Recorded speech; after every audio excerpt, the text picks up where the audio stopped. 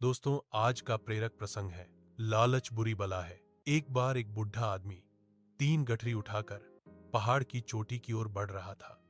रास्ते में उसके पास से एक हष्ट पुष्ट नौजवान निकाला। बुढ़े आदमी ने उसे आवाज लगाई कि बेटा, क्या तुम मेरी एक गठरी अगली पहाड़ी तक उठा सकते हो? मैं उसके बदले इसमें रखी हुई 5 तांबे के सिक्के तुमको दूंगा। लड़का इसके लिए सहमत हो गया। निश्चित स्थान पर पहुंचने के बाद लड़का उस बुढ़े आदमी का इंतजार करने लगा और बुढ़े आदमी ने उसे 5 सिक्के दे दिए। बुढ़े आदमी ने अब उस नौजवान को एक और प्रस्ताव दिया कि अगर तुम अगली पहाड़ी तक मेरी एक और गठरी उठा लो तो मैं उसमें रखी चांदी के 5 सिक्के और 5 पहली गठरी में रखे तांबे के 5 सिक्के तुमको और दूंगा। नौजवान ने सहर्ष प्रस्ताव स्वीकार कर लिया और पहाड़ी पर निर्धारित स्थान पर पहुंचकर इंतजार करने लगा। बुढ़े आदमी को पहुंचते पहुंचते बहुत समय लग गया।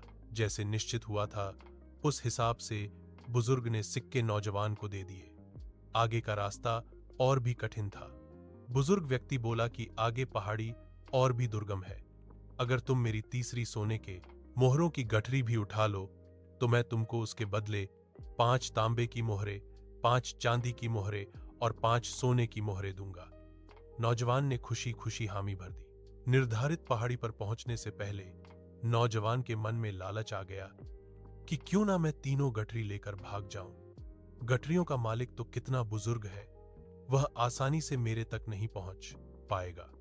अपने मन में आए लालच की वजह से उसने रास्ता बदल लिया।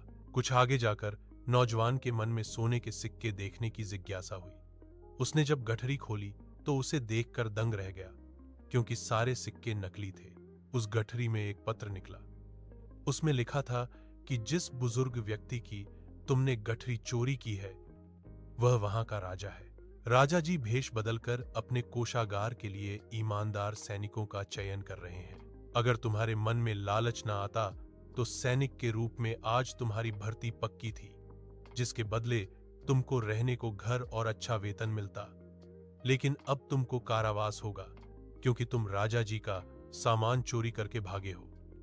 यह मत सोचना कि तुम बच जाओगे, क्योंकि सैनिक लगातार तुम पर नजर रख रहे हैं। अब नौजवान अपना माथा पकड़कर बैठ गया। कुछ ही समय में राजा के सैनिकों ने आकर उसे पकड़ लिया। उसके लालच के कारण उसका भविष्य जो उज्जवल हो सकता था वह अंधकारमय हो चुका था। इसलिए कहते हैं लालच बुरी बला है। शिक्षा ज्यादा पाने की लालसा के कारण व्यक्ति लालच में आ जाता है और उसे जो बेहतरीन मिला होता है उसे भी वह खो देता है। सदैव प्रसन्न रहिए। जो प्राप्त है पर्याप्त है। जिसका मन मस्त है उसके पास समस्त है।